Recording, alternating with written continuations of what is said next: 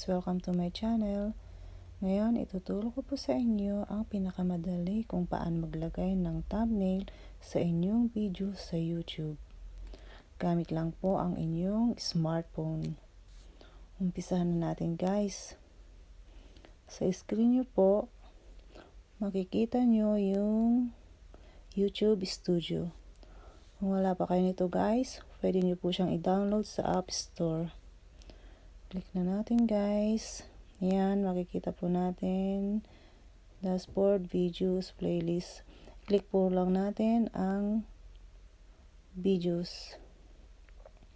Ayan guys, yung mga video. Yung iba po may thumbnail na nakalagay na po ako. Pero sa mga first time po, click po natin yung walang thumbnail. Ayan, sa itong una, walang thumbnail. Ayan guys, makikita nyo po yung pen icon sa kanang bahagi. Click po natin yun guys. Ayan.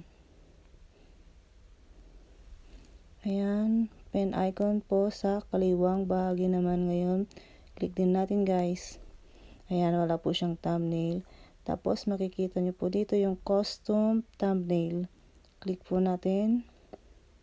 Ayan, nasa photos na po tayo. Sa gallery nyo po ito sa cellphone nyo. Ayan, pipili ko yun ng mga picture kung ano yung gusto nyong ilagay na thumbnail. Ayan, so ito na-edit ko na siya. Pwede ko siyang ilagay yung pangalawang picture. Ayan guys, may thumbnail na siya. So ganun lang ka-easy. Kadali. Ayan, select po natin. Check po natin yung select. Tapos, click po natin yung save para ma-save siya. Ayan, saving change. Ayan guys, ganun lang po kadaling maglagay ng thumbnail sa mga video nyo. Ayan, okay na siya. Ayan, maraming salamat guys sa panunood. Paki-subscribe na rin po and like and share na rin po. Hanggang sa susunod guys. Mercy!